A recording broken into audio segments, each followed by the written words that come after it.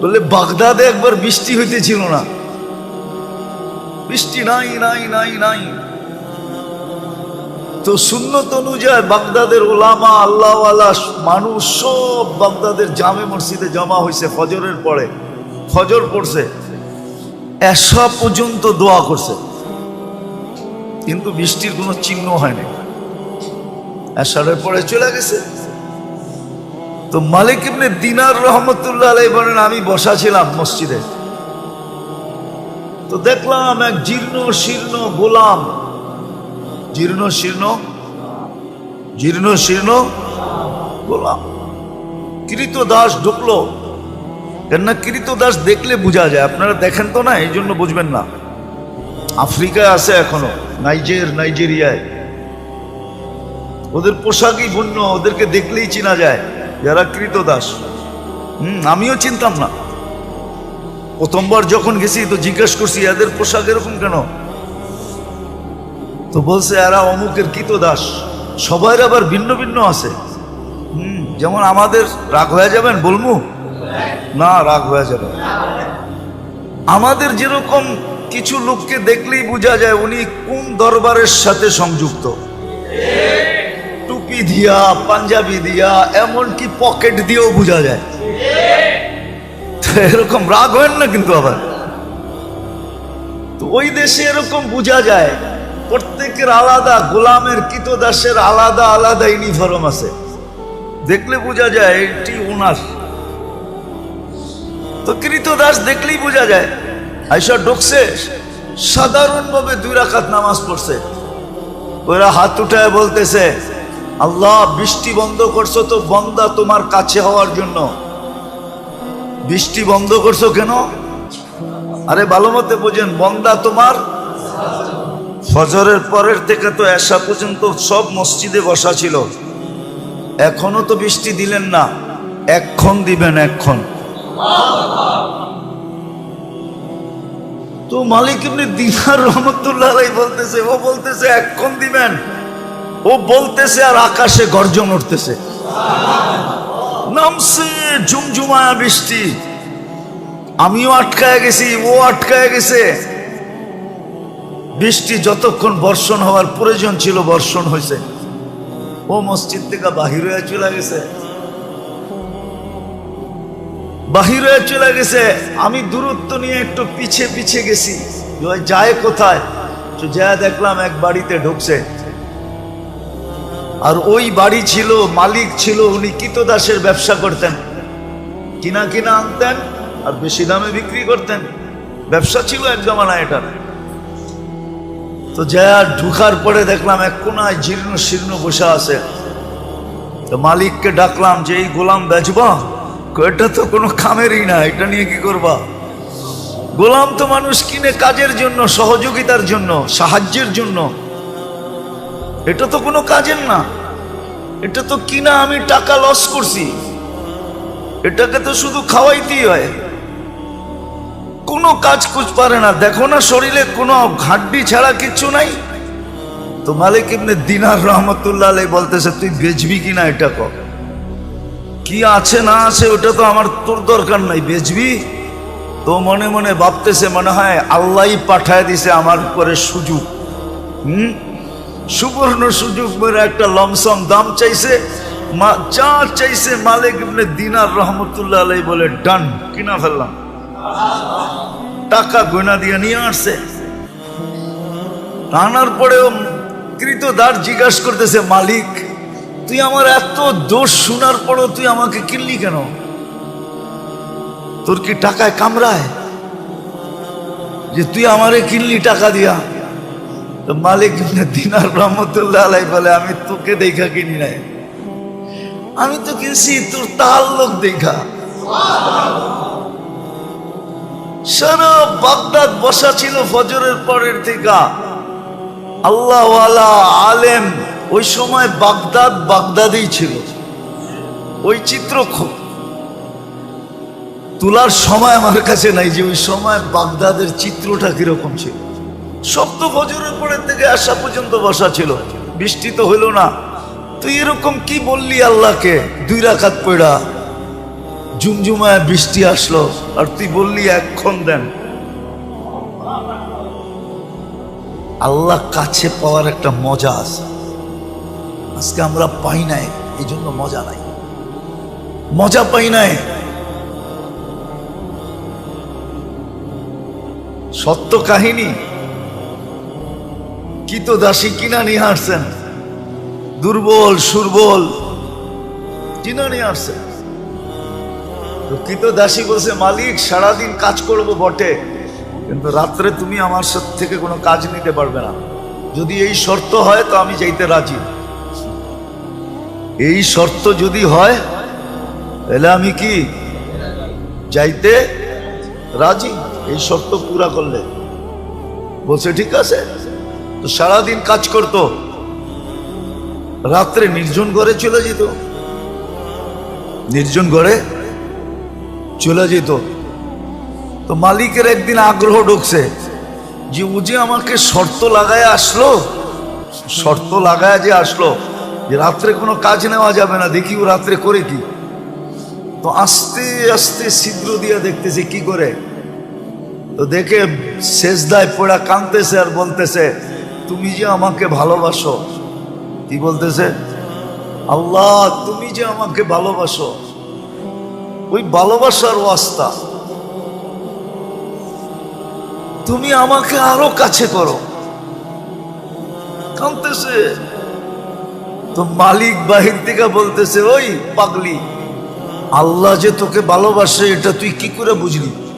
তুই বারবার বলতেছো তুমি যে আমাকে ভালোবাসো, তুমি যে আমাকে ভালোবাসো, তুই এটা বল যে আমি তোমাকে ভালোবাসি। তো কৃতদাসী সেজদার থেকে মাথা উঠাইছেন, মাথা উঠাইছেন, উঠায় বলতেছে, শুন, আল্লাহ যদি আমাকে ভালো না বাসতো তাহলে এই গভীর রাত্রে ওনার কদমে আমাকে রাখতো না, আর তোরে ল্যাপের ভিতরে ঘুম পড়তে দিত না। তুই ল্যাপের ভিতরে ঘুমাইতেছস, তোকে ভালোবাসে না দেখি তুই ল্যাপে আসস, আমাকে ভালোবাসে দিকে বিদায়ী কুদরতি পায়ে জাগা দিছে বলে একটা চিৎকার দিছে, জান শেষ। মালিক বলে, বইলা তো নিজের ক্ষতি করলাম, কেন টাকা দিয়ে কিনা আনছে, ক্ষতি হয়ে গেছে না, লস। কিন্তু করবে কি, দাফন কাফন তো করতে হবে। বাজারে গেছে কাফন আনার জন্য, আয়সা দেখে সবুজ কাফনে পেঁচানো, উপরে লেখা আছে ইন্না আউলিয়া আল্লাহি লা খাউফুন আলাইহিম ওয়ালা হুম ইয়াহজানুন। এই কোরআনের আয়াত উপরে লেখা ইন্না আউলিয়া আল্লাহি লা খাউফুন আলাইহিম ওয়ালা হুম ইয়াহজানুন। সত্য এটাই, সত্য এটাই। আমরা মনে প্রাণে চাই না যে আল্লাহর কাছে হই বা আল্লাহ আমাদের কাছে হই। আরেকটা মনে উঠলো, এই জন্য বলতেছি, রব আল্লাহ। এই জন্যই তো আল্লাহ বলছিলেন যে আমি এমন রব, কাসসামার রিজক ফালা ইয়ানসা মিন খালকিহি আহাদ। সবারটা সময় মতো পৌঁছাই, কাউকে পৌঁছাইতে ভুলি না। হ্যাঁ, আমাদেরটা আগে পিছে হইতে পারে আমাদের কর্মের কারণে, কিন্তু মানুষ আর জিন ছাড়া কোনো প্রাণীর প্রয়োজন সময়ের 1 সেকেন্ড দেরি হয় না।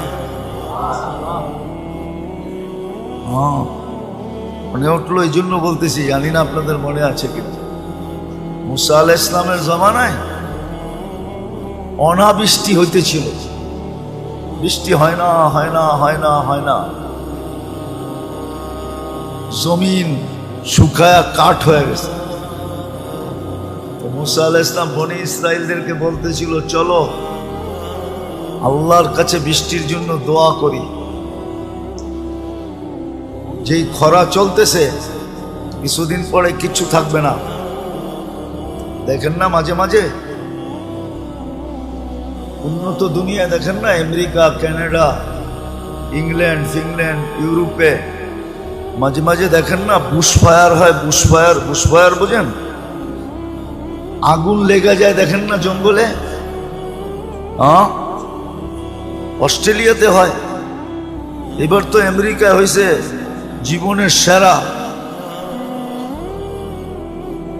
তো এটা হলো খরার কারণে, শুকাইতে শুকাইতে শুকাইতে শুকাইতে এক সময় গরমের কারণে আগুন ধরা যায়। তো মুসা আলাইহিস সালাম চলছে বৃষ্টির জন্য, দোয়া করবে বনি ইসরাইলকে নিয়ে।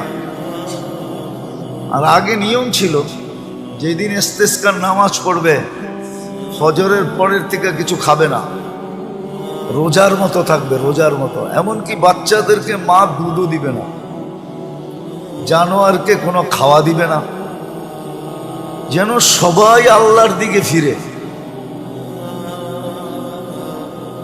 তো আধা রাস্তায় জয়া বলতেছে চলো, দোয়া করতে হবে না, বৃষ্টি চলে আসবে। বনি ইসরাইল একটু গারতেরা জাতি ছিল, গারতেরা, গারতেরা বোঝেন?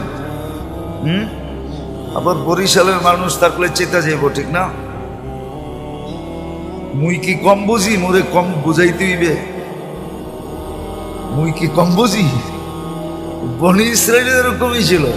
বলতেছে মুসা, দোয়াই তো করলাম না আলাইহিস সালাম, দোয়াই তো করলাম না, বৃষ্টি কোত্থেকে আসবে? তাইলে কষ্ট করে আনাইলাই কেন? তো পুরা জাতি তর্কে বিতর্কে জড়ায় গেছে মুসা আলাইহিস সালামের সাথে। মুসা আলাইহিস সালামের বলার ইচ্ছা ছিল না, তো বলছে শোনো, তোমাদের দোয়ার আগে পিপিলিকার দোয়া কবুল হয়ে গেছে। পিপিলিকা আল্লাহর কাছে দোয়া করছে, লিমা তুআদ্দিবুনা বিযুনুবি ইবাদিক, ইলাহি তোমার বান্দার গুনার কারণে আমাদেরকে শাস্তি দাও কোন দুঃখে? গুনাহ তো তোমার বান্দা করছে, মানুষ গুনাহ করে, প্রাণী তো গুনাহ করে না। মানুষের গুনার কারণে আমাদেরকে শাস্তি, এটার যুক্তি কি? কোন যুক্তিতে? তো বলছে এই যে খরা, খাদ্যগুলা সব শুকায়া কাঠ হয়ে গেছে, আমাদের দাঁতগুলা নরম, চাবাইলে দাঁত ভাঙ্গা যায়, খাদ্য খাবো তো দূরের কথা, উল্টা দাঁত হারায়া ফিরে আসতে হয়। আর বৃষ্টি হলে খাদ্যের ভিতরে পানি ঢোকে, ওগুলা সফট হয়, নরম। পাওয়া রুটি তো এই জন্যই পাওয়া রুটি কয়, ঠিক না? টোস্টরে তো এই জন্যই টোস্ট কয়, ঠিক না?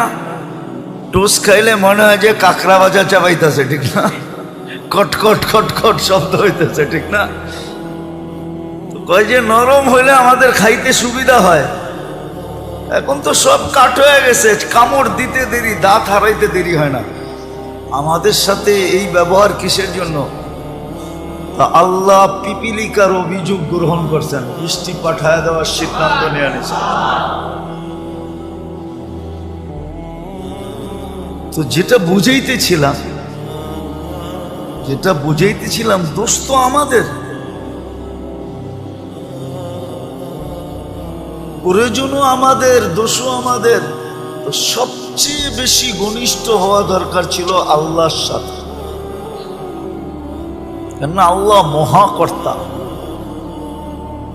মহা পালনকারী, লালনকারী, পালনকারী, রক্ষক, সুরক্ষাকারী, হেফাজতকারী আল্লাহ। ওনাকে কাছে নেওয়ার, ওনার কাছে হওয়া উচিত ছিল, ওনাকে কাছে করা উচিত ছিল। আর সত্য আমরা করি নাই বিদায় মজা পাই না। যে যেটা খায় নাই ওরে বয়ান দিয়ে এটার মজা বোঝানো যাবে না, ঠিক না? যে যেটা খায় নাই ওরে ওইটার মজা বয়ান দিয়া, হ্যাঁ, হাকি মজা অন্য জিনিস, স্বাদ অন্য জিনিস। হ্যাঁ, এই জন্যই তো কবিতা আসছে, নাহলে কবিতা আসতো না। কি যাত না বিষে বুঝিবে সে কিসে, কবু আসি বিষে ডংসি নিজারে। সাপের ব্যথা তো ওই বুঝবে যে যাকে সাপ ছোবল দিছে, ঠিক না? যাকে ছোবল দেয় না, আপনি কাউকে মাথা ব্যথা বুঝাইতে পারবেন? হ্যাঁ, কিন্তু যার হয়েছে সে তো বোঝে। কি ঠিক না?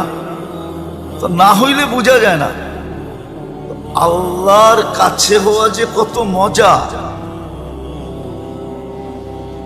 নাইলে এই কথা কোনোদিন হইতো না। আউলিয়ানে লাথ মারি, আল্লাহ ওয়ালারা দুনিয়ায় লাথি দিতেন না। থাকে দুনিয়ার ভিতরে, লাথি দেয় দুনিয়াকে। এটা আপনার যুক্তিতে আসে নাকি?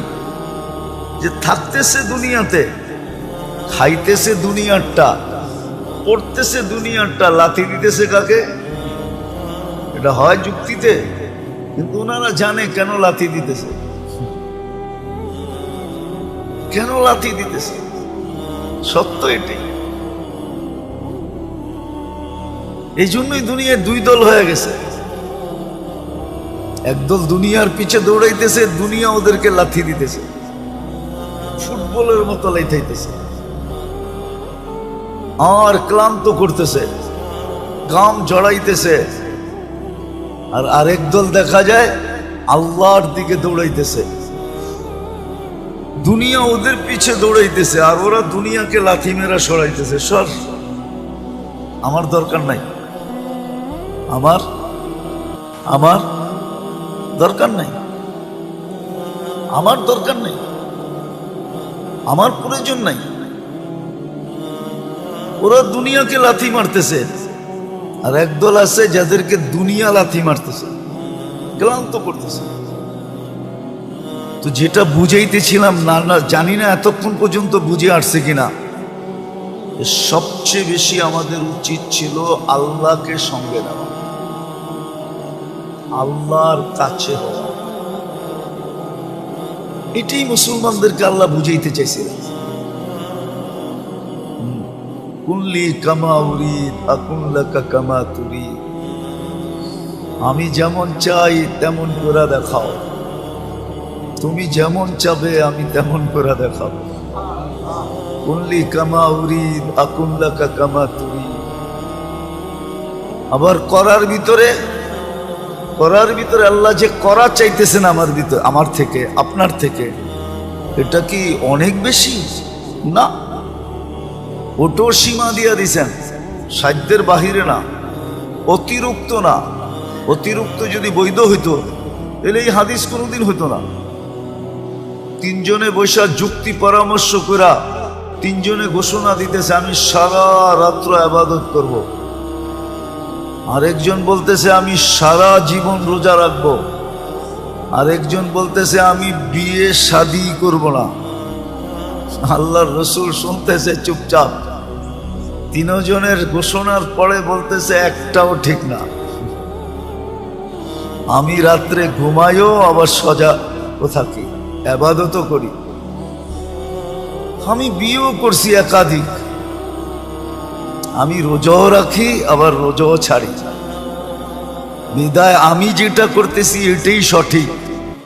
তোমাদেরটা যদিও আমার তুলনায় অনেক বেশি দেখা যাইতেছে, সারা রাত্র ইবাদত, কিন্তু এটা সঠিক না।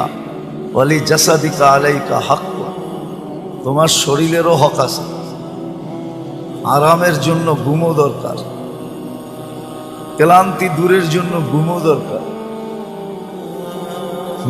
সুস্থতার জন্য ঘুমও দরকার। আল্লাহর রসুল বুঝেইছেন, তাহলে বুঝা গেল সাধ্যের বাহিরেও না, অতিরিক্ত না, সহজ করছেন। আল্লাহর কাছে হওয়া, আল্লাহ পাওয়া সহজ, সহজ ছিল।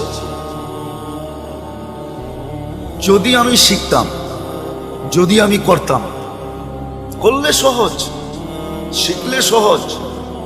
আমরা তো শিখিও না, করিও না, এই জন্য আমাদের কাছে কঠিন মনে হয়। অপরিচিত জায়গায় যাইতে মানুষ যাওয়ার আগেই ভীতু হয়, অনেক ভাবনা ভাবে, ঠিক না? তো না শিখলে কঠিন মনে হয়, না জানলে কঠিন মনে হয়। আসলে কঠিন না, আল্লাহ পাওয়া তো সহজ। অনেকবার বলছি, এবারও বলতেছি, বনি ইসরাইলের ওই বদমাশ, আল্লাহর জন্য তো শোভনীয় না শব্দটা, দুই শব্দে আল্লাহকে পটায় ফেলছে। রাজি করে ফেলছে, খুশি করে ফেলছে, নিজের পক্ষে নিয়ে নিছে। কেমন নেওয়া নিছে? আল্লাহ মুসা আলাইহিস সালামকে বলছে জানাজা আপনার পড়াইতে হবে, যে জানাজায় শরীক হবে তার গুনাহ মাফ হবে। অথচ লিস্টেড বদমাশ, হ্যাঁ বদমাশির দিক দিয়া পুরো বনি ইসরাইলের 1 নম্বর সেলিব্রিটি। বদমাশির দিক দিয়া সবাই চিনত বদমাশ, কিন্তু শেষ মুহূর্তে এসে এমন এক শব্দ বলছে, ইয়া মান লা তাদুররুহু যুনুব ওয়া লা তানফা। ও আল্লাহ, গুনায় তোর কোনো ক্ষতি সাধিত হয় না, আর লাভও হয় না, না লস না লাভ।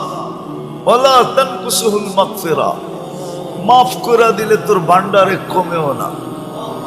ফাআমুতু ফরিদান ওয়াহিদা, দেখ আমি লোকালয়ের বাহিরে একা একা পড়া মরতেছি। ওয়া আনতা কুলতা আনতাল গফুরুর রহিম, আর আপনি নাকি গফুরুর রহিম। মাফ যদি না করলেন তো আপনি গফুরুর রহিম হইয়া আমার লাভটা হইল কি? এতটুক কথা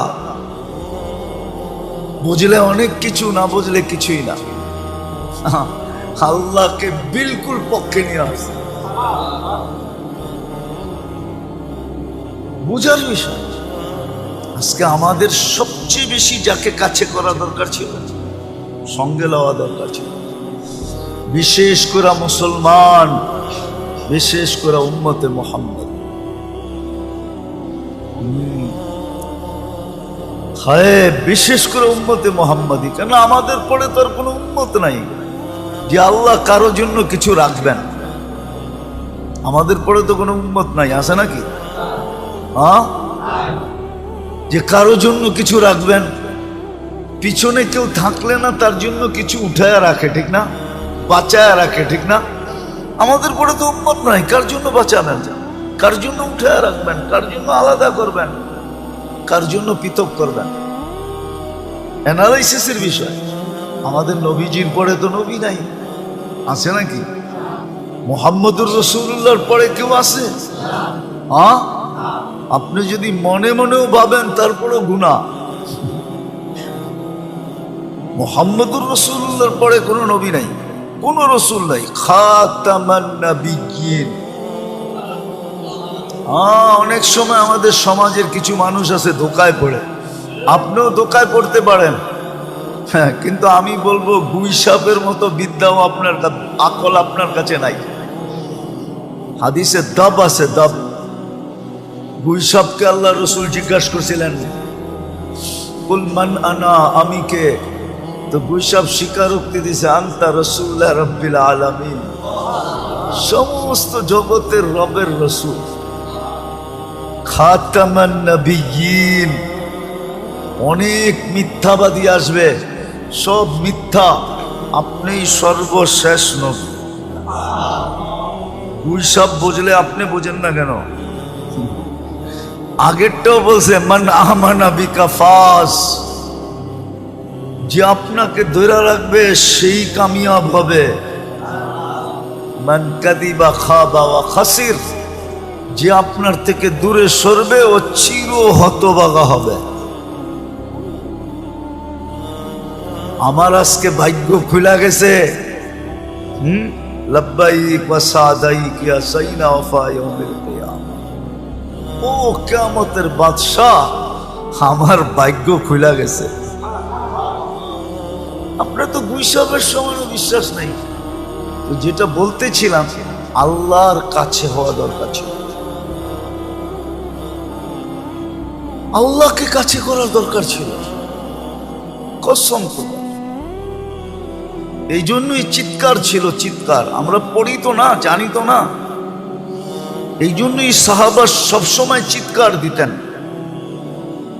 ইয়াকফিনি আল্লাহ, আল্লাহু কাফিন, আল্লাহ আমার জন্য যথেষ্ট। খালেদ রাদিয়াল্লাহু তাআলা আনহুর কথা হাজারো বার আছে। উনি যুদ্ধের ময়দানে যখন নামতেন তো সবাই ওনাকে সতর্ক করতেন, খালেদ তুমি একা, সামনে হাজার হাজার, তো ওনার চিৎকার এটাই হইতো, আল্লাহ আমার জন্য যথেষ্ট। সরেন থেকে